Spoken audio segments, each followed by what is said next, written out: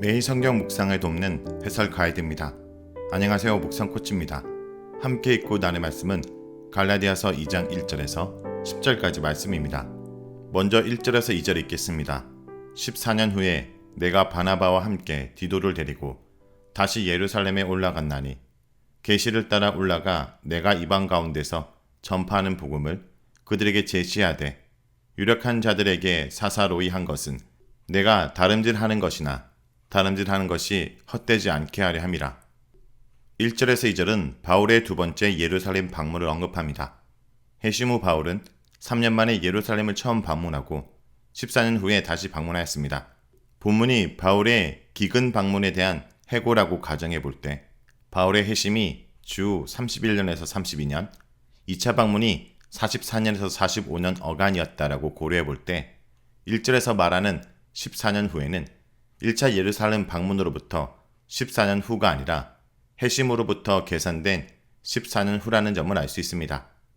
바나바 등 안디옥에서 이미 헬라인들을 대상으로 복음을 전하고 있었던 바울은 바나바와 함께 헬라인 디도를 데리고 두 번째로 예루살렘을 방문합니다.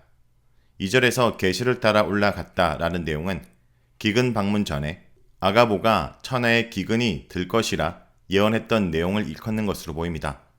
바울은 이 방문을 안디옥 등지에서 이방인들에게 전하던 복음을 유력한 자들 앞에서 제시하는 기회로 삼습니다. 즉 이방인들이 유대인들의 할례와 율법을 준수하지도 않고도 그리스도를 믿는 믿음을 통해서 하나님의 백성이 될 수 있다는 내용입니다. 이렇게까지 한 이유가 그의 선교적 노력이 헛되지 않게 하라는 것이라는 바울의 말은 이미 예루살렘 교회에도 바울의 복음에 대한 의문이 있었음을 암시합니다. 그래서 바울은 예루살렘 사도들에게 자신이 이방인들에게 전하는 복음을 제시하였고 그들은 바울의 복음과 그의 사역을 참된 하나님의 부르심으로 인정하였습니다.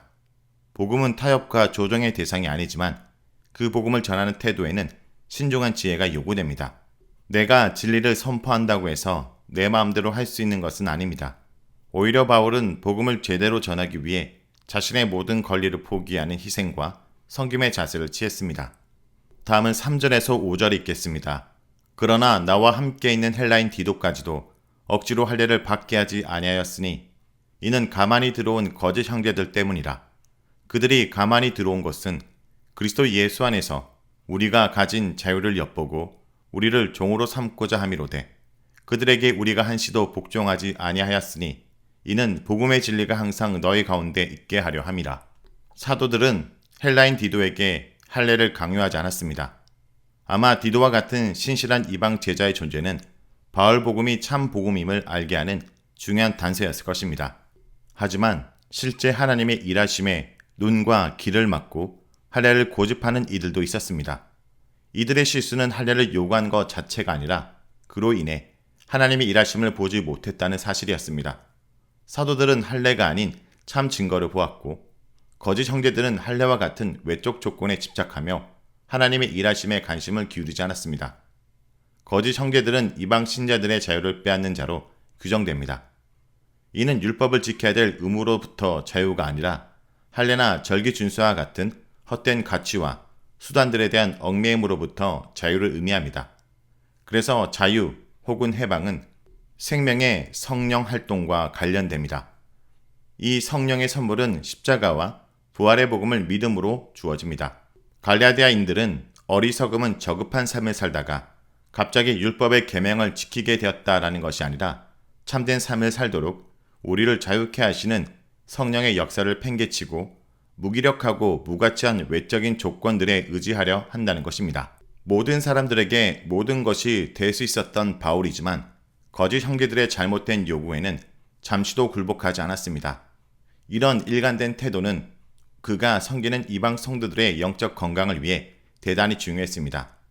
할례를 구원의 조건으로 내세우는 것은 구원에 이르게 하는 참 생명이 하나님께로부터 오는 것이라는 진리를 무시할 때나 가능한 일입니다. 그래서 바울은 늘 하나님이냐 사람이냐 라고 물었습니다. 믿음과 성령을 강조하는 그 가르침은 모두 이런 학신들의 표현입니다. 다음은 6절에서 10절에 읽겠습니다.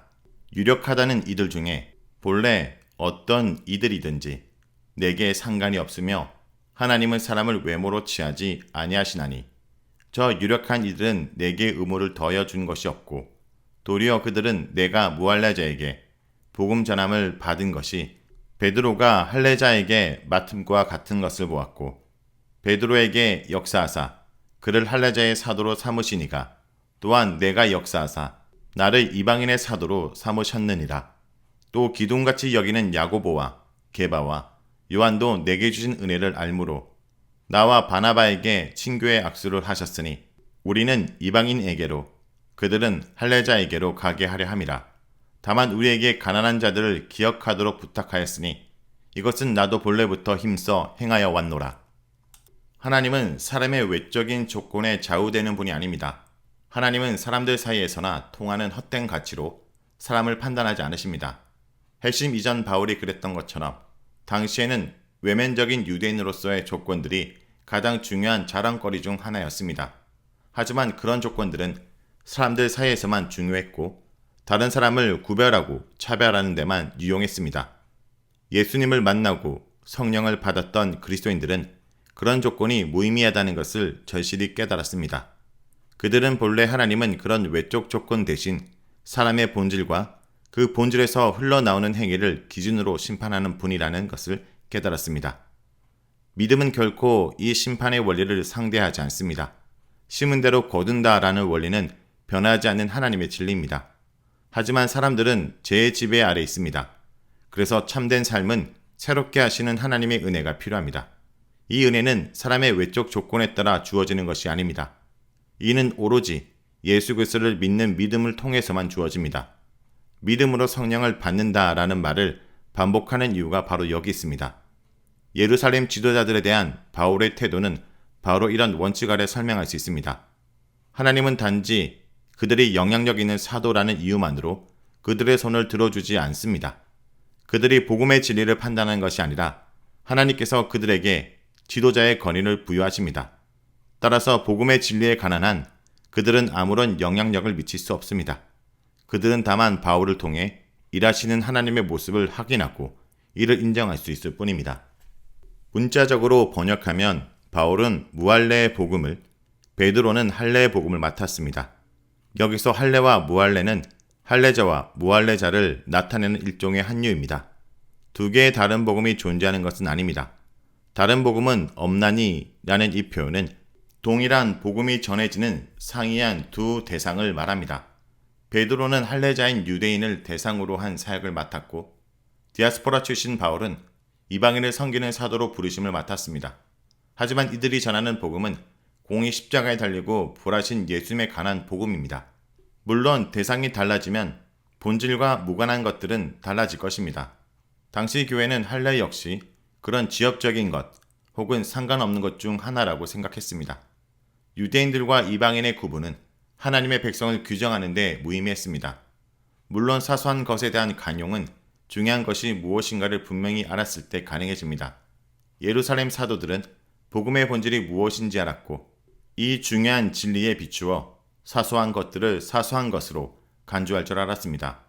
그런 점에서 그들이 할례를 강요하지 않았다라는 것은 중요합니다. 그토록 오랫동안 가장 요긴한 가치로 여겨온 할례였지만 예수를 통해 그리고 믿음과 성령을 통해 찾아오시는 하나님 앞에서는 그 의미를 상실할 수밖에 없었던 것입니다. 사도들은 하나님이 바울을 통해 일하신다는 사실을 보았습니다. 그리고 하나님이 바울에게 사도의 직분의 은혜를 주셨다는 사실을 알게 되었습니다. 그래서 그들은 바울과 바나바에게 동력의 악수를 청했습니다. 바울의 언어는 매우 직설적입니다. 바울의 소명은 추상적이고 주관적인 확신을 넘어 그의 삶 속에서 일하시는 하나님을 통해 구체적으로 확인할 수 있는 것입니다. 사도행전 역시 이 점을 매우 강조합니다.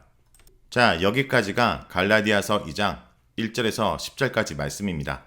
오늘 말씀을 통해 우리는 무엇을 묵상하고 적용해야 할까요? 오직 그리스도만 드러나는 복음을 전해야 됩니다.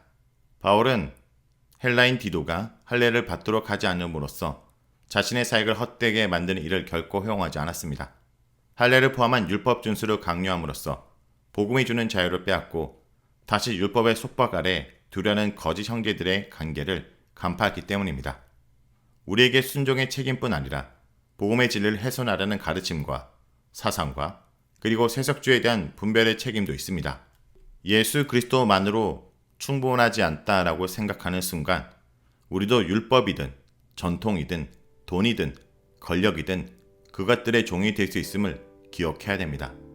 오늘도 오직 예수 그리스도만 드러나는 그 복음을 전하고 따라 살아가는 주의 백성들이 되길 간절히 기도드립니다.